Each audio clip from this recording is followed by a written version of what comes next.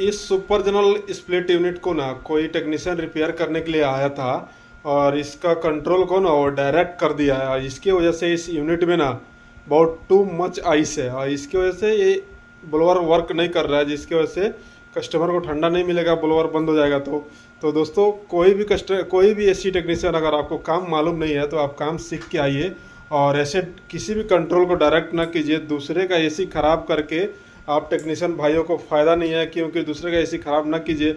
अगर कंट्रोल में प्रॉब्लम है तो उसको सॉल्व कीजिए, डायरेक्ट ना किया कीजिए, क्योंकि ये ब्लोअर ख़राब हो जाएगा तो कस्टमर का बहुत ज़्यादा लॉस होता है।